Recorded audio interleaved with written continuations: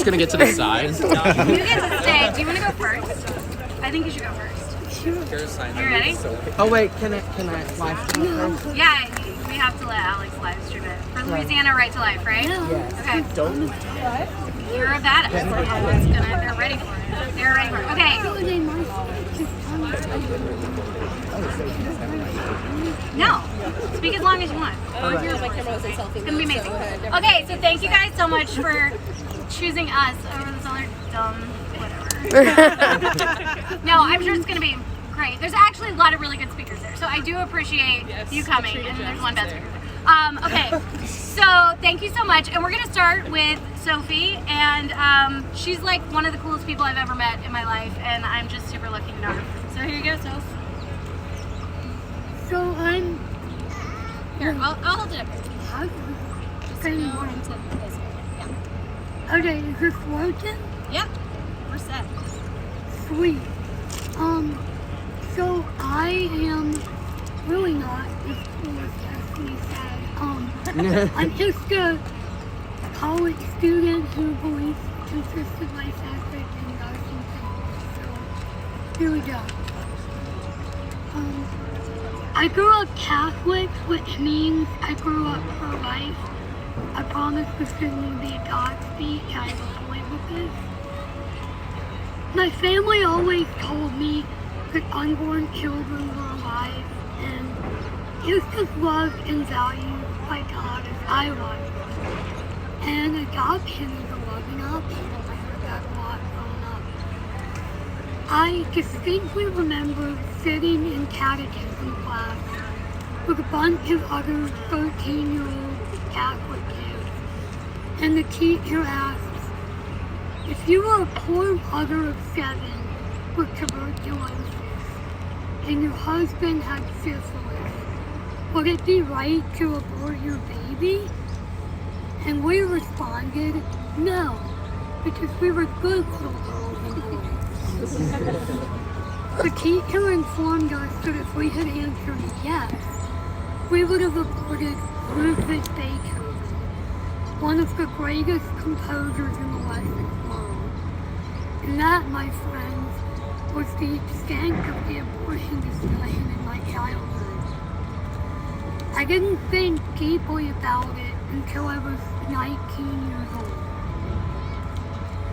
But before we go into my pro-life awakening, I need to tell you all about a book that helped me inspire to become the CLE activist I am today. Because it's me, of course, there's going to be a book involved. When I was 16, I read a book called The Confession by John Grisham. And it was about an innocent young black man sentenced to death for the rape and murder of a white girl. I won't spoil the ending because y'all should all read it. But let's just say I cried like a baby. From the moment I finished that book, I broke from my traditional Republican upbringing and decided that I unequivocally opposed the death penalty. I didn't have data or statistics. I just knew in my heart that it was wrong. And it would be about 3 years before I voiced that opposition and connected it with the abortion question. I couldn't have been at Loyola University, New Orleans for more than a week or two when my new friend Alex Christian Lucas, woo-woo, he's right there. He asked me if I wanted to join the pro-life club he was resurrecting on campus. I said yes without even really thinking about it. And that has been one of the most rewarding decisions of my life. As we were drafting our Constitution, I heard the phrase, consistent life ethic. I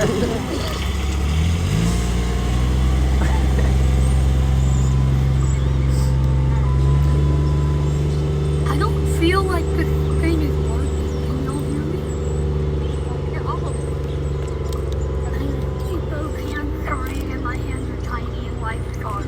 As we were drafting our Constitution, I heard the phrase consistent life ethics for the first time.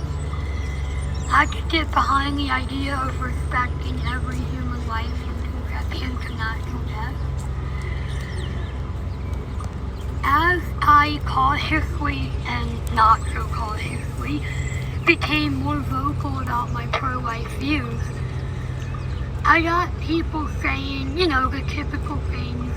It's just a clump of cells. It's not alive.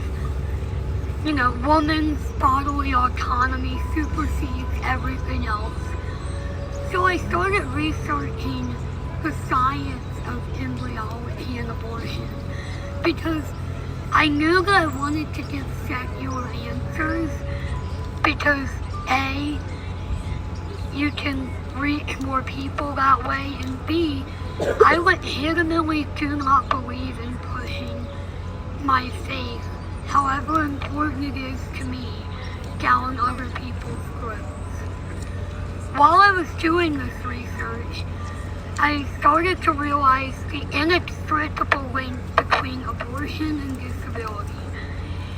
I'm extremely passionate about disability rights, and when I realized how disproportionately abortion affected my community, and the eugenics mindset of the early 20th century is in some form alive and well, I knew I was in the PLM to stay. Woo! I also got comments like, if you're pro-life, you have to vote Republican. Pro-lifers only care about children until they're born. Children in cages at the border have beating hearts too. And consistently topping the charts, pro-lifers hate women. It's true. I hate myself. These questions and comments led me to explore the CLE more deeply, leading me to amazing individuals and groups like Destiny. She paid me $10 to say that. Secular pro-life, Kelsey is like my queen. And Rehumanize International. They showed me that you don't have to be a Republican or a Democrat or a Christian to be pro-life. Their work taught me that abortion, capital punishment, human trafficking, racism, and ableism all stem from dehumanization, this idea that might makes right.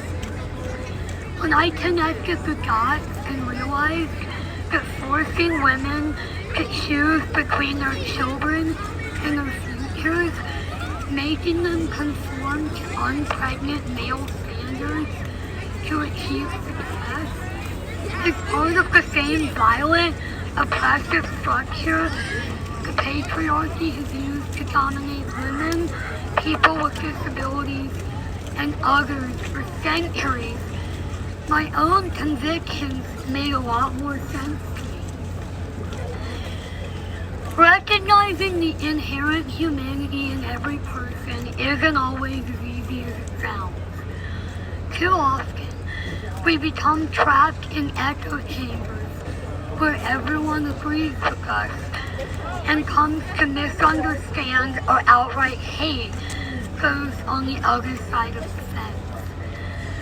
My Beethoven story is a prime example of this. The kids in that catechism classroom were not encouraged to think about how society pressures women into choosing abortion, or why so many genuinely good, compassionate people are pro-choice. They were wrong, we're right, and that's all there was to it. It's easy to stand by women like Albany Rose, Abby Johnson, and the women of Silent No More, who publicly regret their abortions. But I also try to stand for women like Jamila Jamil, Amelia Bonell, and Michelle Williams, who celebrate abortion and revile us. As a pro-life feminist, I can't hate those women, even though they make me want to, bash my head against the wall. Because to hate them is to dehumanize them. In the same way that our society dehumanizes the unborn, the criminal, the refugee, the disabled person. MLK calls us to be extremists for love, and I try to live that out every day of my life. One thing that I adore about the consistent life ethic is that it's always challenging us to be more loving, more welcoming, and I don't think that we ever stop learning how to do that. To create a culture that truly respects every life at every stage requires true, sincere conversations, as exhausting as those often are. While explaining the consistent life ethic to my parents, I helped them reach a new understanding of how capital punishment works, and they now support its abolition. Last year, Destiny, Amy Murphy, Albany Rose, and Cecily Smith held a panel on Loyola's campus. We got all the non-traditional, progressive, pro-life people together. Because we were sick of people on our campus being like, y'all are white fascists who hate women. And one Tulane student who watched a video of the event switched from being pro-choice to being pro-life. Anyway, other pro-choice friends, while they still see abortion as a necessary evil, sad, they've told me that they respect that I'm pro-life, not just pro-birth. And I've helped them think about things a little differently. So even though I haven't, converted everyone, we're still finding that common ground, that space where we can all agree to work for change. In conclusion, being pro-life isn't about religion, political party, or labels. It's about leaving your comfort zone to stand on the margins and insist on a more peaceful and equitable world for children, women, and men, no matter where they are. I leave you with this amazing quote from Black writer, feminist, activist, and all-around badass, although she probably wouldn't like me using her quote because she's pro-choice, N.K. Jemisin. Ours is a world where the notion that some people are more important than others has been allowed to take root until it buckles and cracks the foundations of our humanity. Let's go change that and set the world on fire. Thank you. Thank you. Yeah. She's amazing. Thank you so much, Sophie. Thank you so much for sharing that with us. Okay, so up next, you want to go, Cassie? Sure. This is our college activists. I'm just going to do all the college activists at once. You're like, Yeah. Good job.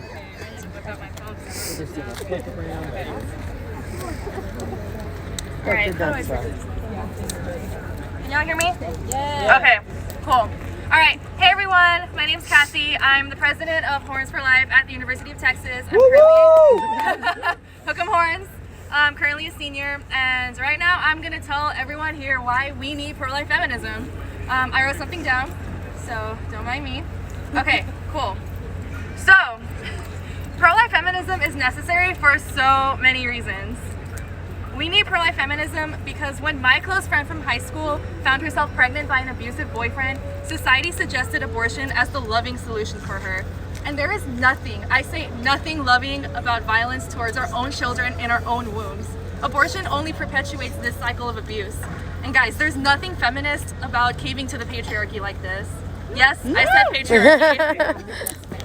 It's 2020, and we need pro-life feminism because this year we still live in a patriarchal society in which the wombless body is normative, and people are getting punished by their employers just for being pregnant, as if it's some sort of crime.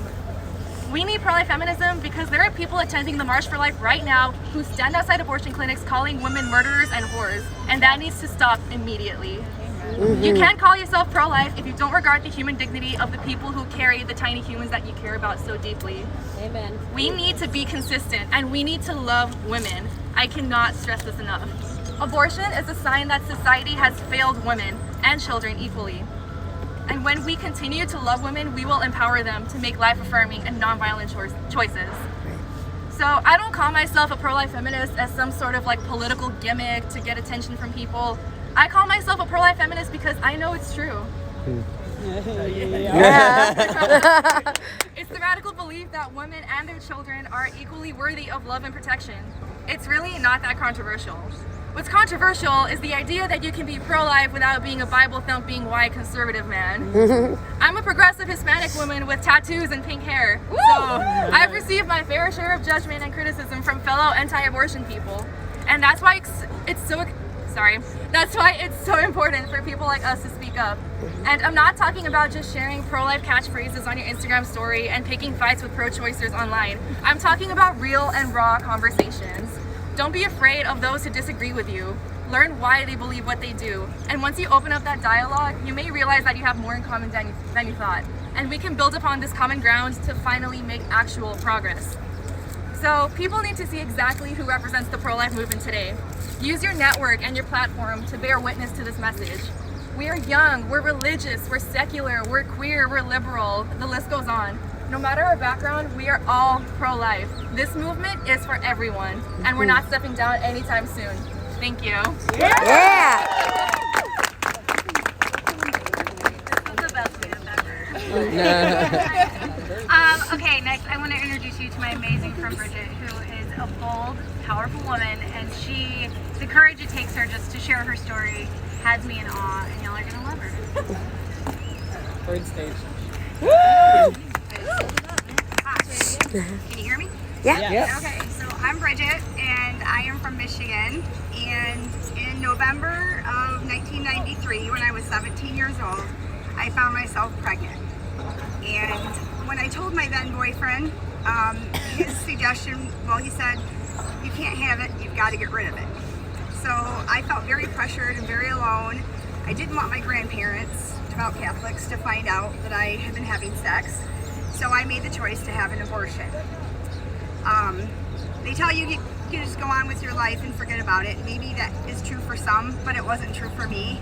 I held on to it, and I suffered from anxiety and a lot of anger, which bled on to those closest to me, in my immediate family and my 6 children that I have. So recently I've attended Rachel Vineyard Retreat. I don't know if you've ever heard of that. I've gone to 2.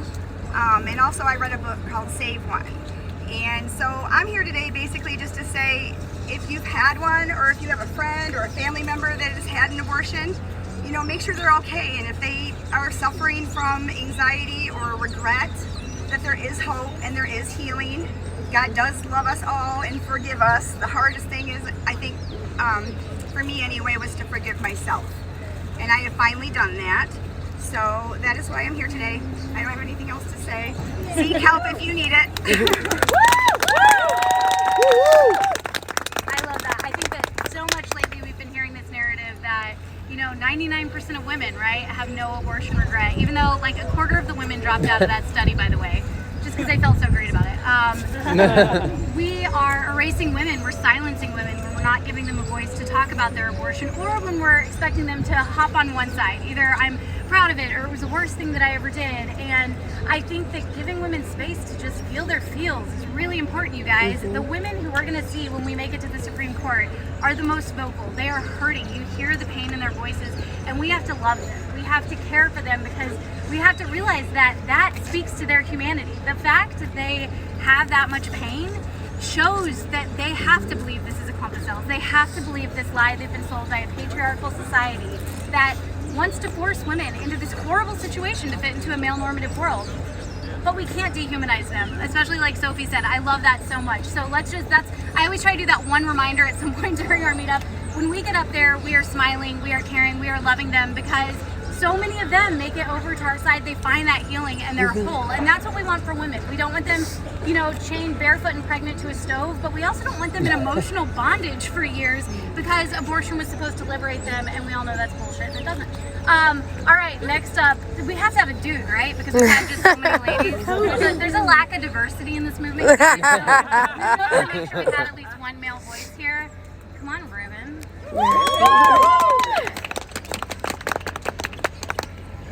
Hey y'all. So, as Destiny said, I was lucky enough to be one of the guys in all the women, and so many women, which is amazing. But because of that, when I was like thinking about maybe what am I going to be saying, I wanted to focus more on being a male pro-life feminist. And the reason why I came to this term was because I was a feminist before I even became pro-life. This is something I used to preach about and talk about when I was very young, and it's because I didn't have much of a father figure growing up. I had my incredible, strong mother, my grandmother, and 4 aunts that raised me. And so they definitely showed me what it meant to respect women and how, as a man, you can best treat women in different situations. And because of that, when I started doing more pro-life activism, I started doing sidewalk counseling. I actually taught sidewalk counseling. And when I was talking to a lot of the guys, I would be on that sidewalk and said, for some of those women are going there alone. It takes 2 people to have a baby, but only one is going into that clinic. And any guys that are standing out there on that sidewalk, you are gonna be that man they need at that moment. You're gonna have to be that man that courageously says, I'm gonna be here for you, I wanna help you, let me be the resources that you need and you deserve. And because of that, I started talking to a lot of men. I actually talked to a lot of men that did come with their girlfriends or wives or friends and try to tell them, be there for them. At the end of the day, they end up making that decision, but we have to be there before and after they make that decision for any help they actually need. And so that was the first part of my story. And when I was in college, I was also the president of my pro-life group, and that's exactly what I taught on my campus. And this was during a time I struggled with the religion, and I didn't call myself a religious person. And because of that, I started getting more involved with the pro-life movement and started doing internships, working with different nonprofit organizations, and realized the lack of diversity when it comes to the pro-life movement. I am a young Latino from San Antonio, Texas. I'm very proud of my heritage. I'm very proud of my family and what they've done. And when I looked around in the pro-life movement, this was about 10 years ago, I didn't see anyone that looked like me. I didn't see anybody that represented how I grew up and where I came from. And lucky enough, I met so many incredible young people that are like standing here in the crowd today, and others I've met throughout the years that were the non-traditional types of people I was looking for. The non-religious, the feminist, anybody in between, everybody that was lacking in the pro-life movement. I'm lucky enough that I've been able to call them my friends, because for many years I always told people, no matter, your race, your sexual identity, your political affiliation, you are allowed to be a part of this movement. And as much as that's true, we also have to take that label that we hold dear, and even though, anybody could be a part of this, that label also tells our story. Being a feminist, being a Latino, being LGBT within the pro-life movement, those type of things add on to the story and makes our movement so incredible. And we need to be outspoken about that and not afraid to be ourselves 100%. You can be a proud Latino and pro-life. You can be LGBT and be pro-life. You can be a feminist and be pro-life. These are terms that we should not allow other people to take, but we should also own for ourselves. In that, one of my favorite quotes is from Anne Frank, and it says, "How wonderful it is that nobody need wait a single moment before starting to improve the world."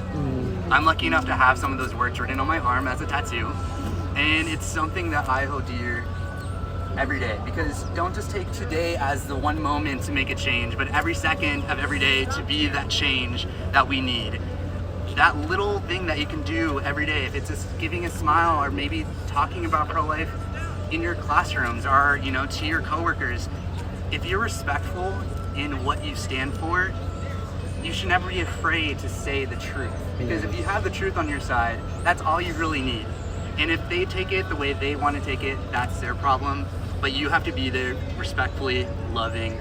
And as a pro-life male, we as male don't just have to stand there and support and champion women, but be there to be that loving, that resource, that guiding hope for some of those women that are really lost. That's what a true pro-life feminist is. And I'm so glad to be a part of this with Destiny, with so many friends here today, so many of my friends I've known for almost 10 years that are standing here today. I'm so excited to be with y'all.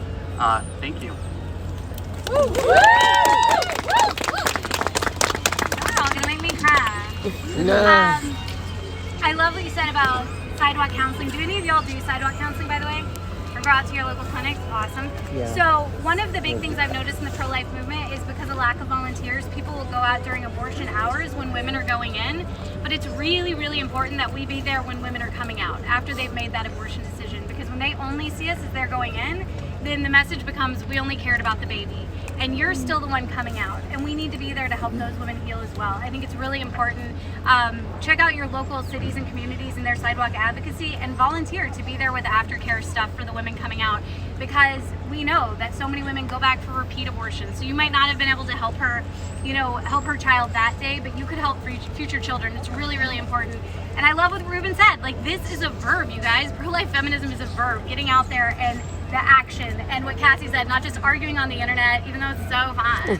Like, let's stop doing that. Like, give women rides to doctor's appointments. Like, there's a lot of real shit we can be doing, and there's a massive need for it. And if we're gonna create this culture, no matter what happens with the laws, we have to have a culture that supports women. That is the post-Roe culture, and it can happen now. We don't have to wait for anything here in DC to change.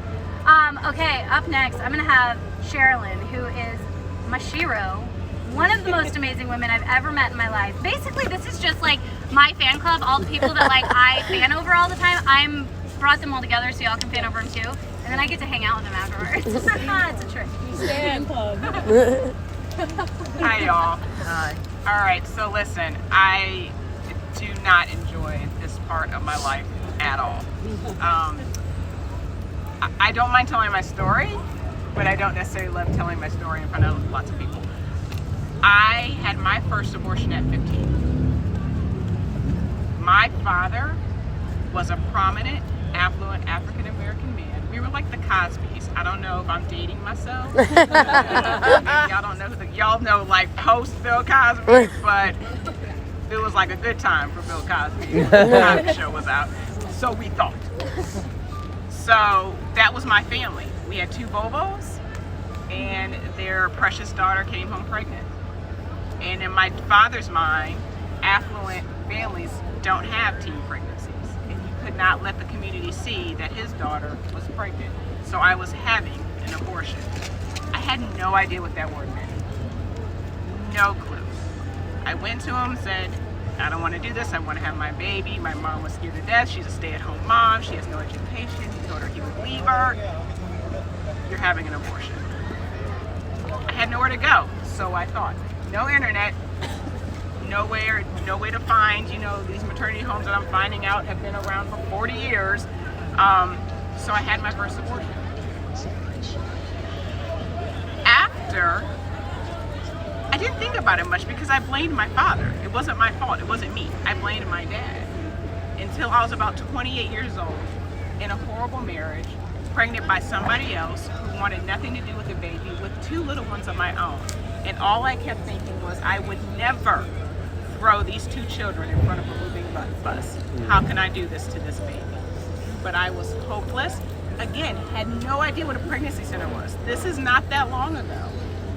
And there was one right down the street. I made that decision and regretted it. It also made me think back to the first decision that I knew I regretted.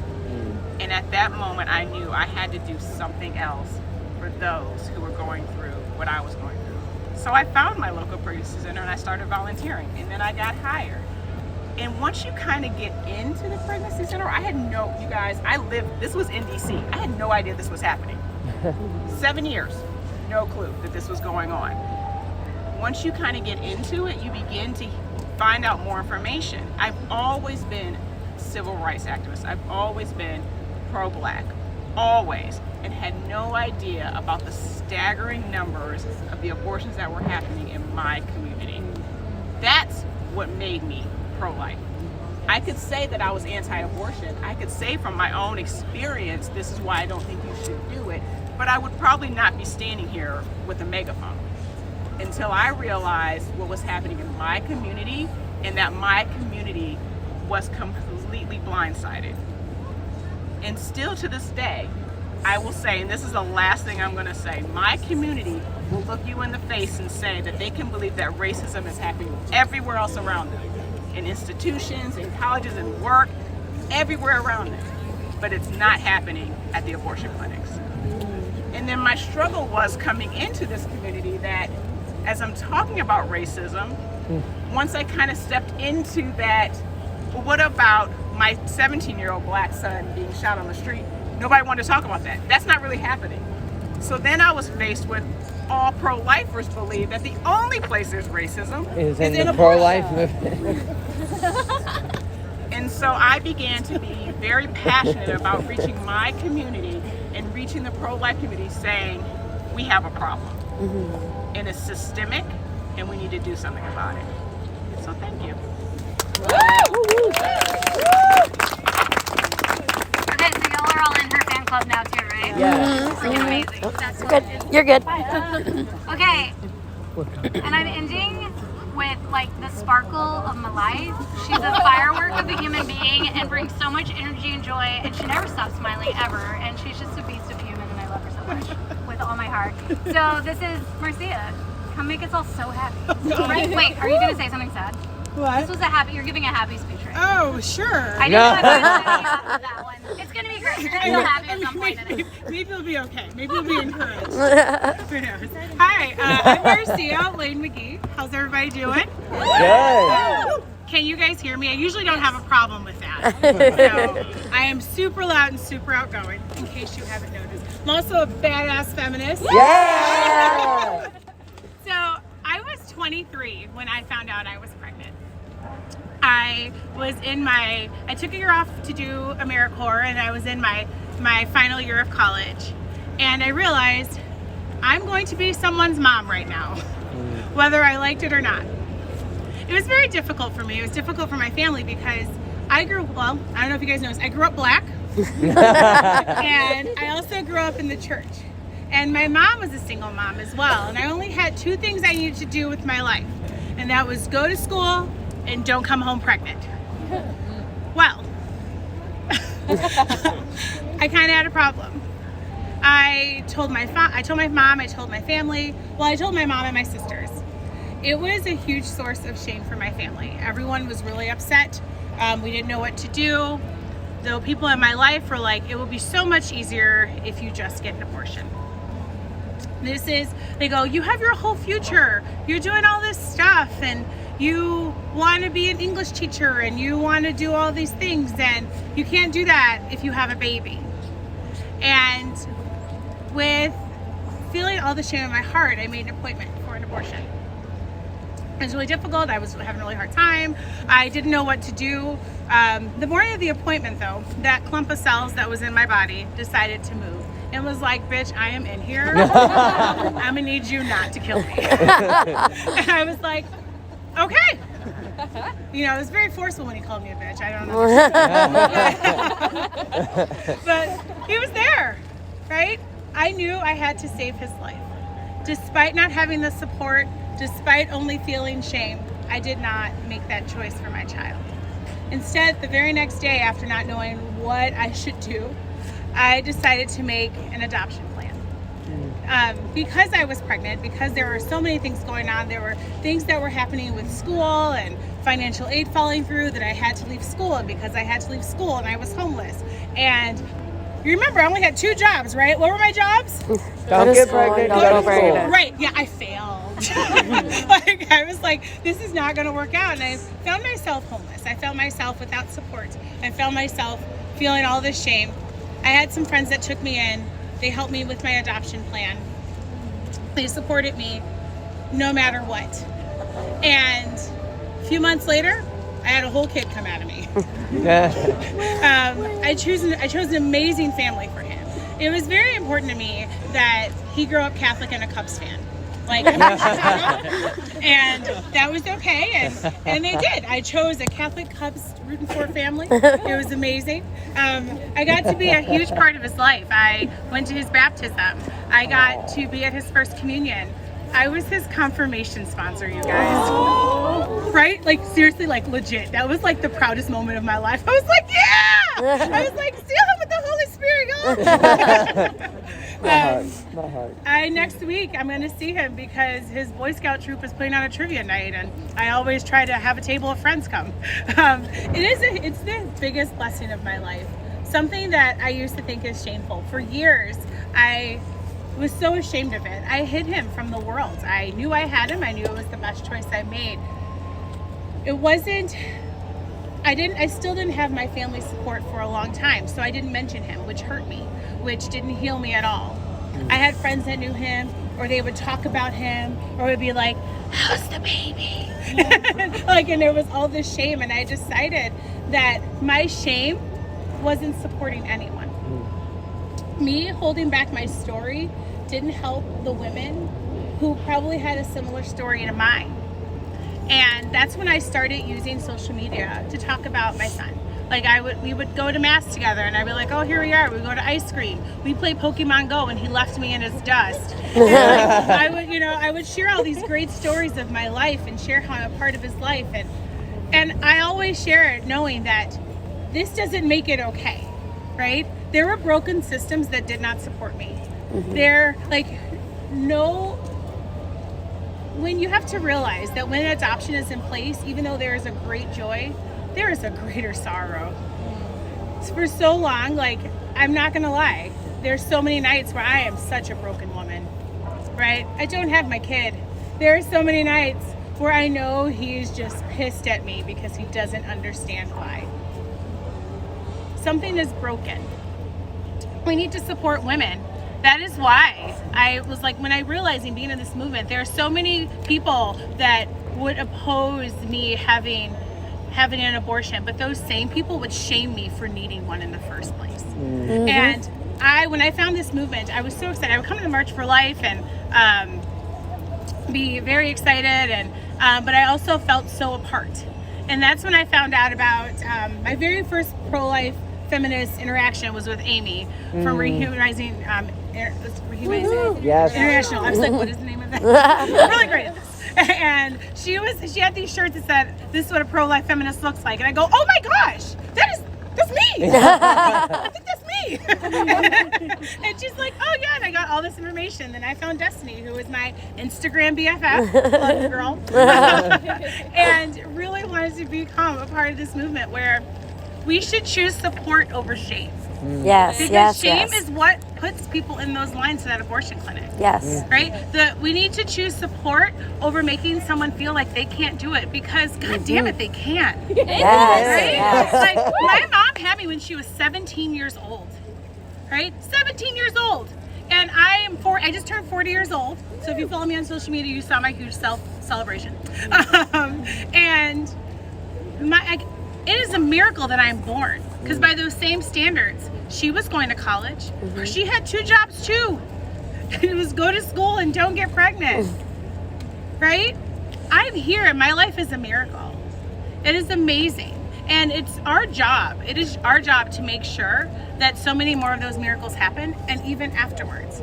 That it is our job to make sure that women, after they made the choice to have an adoption or a parent, that they don't feel broken, that they feel supported, they don't feel shameful.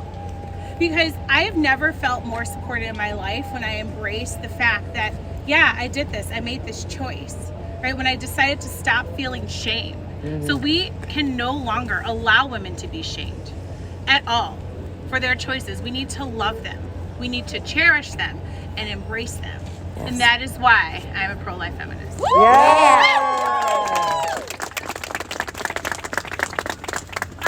I got like the coolest group of people together for this. Like, just pat on the back to me. I love all of these women. They're phenomenal stories. I think, you know, there's a reason that we're not over at that big rally right now, because we're starting some fresh shit here. We're starting a completely different movement.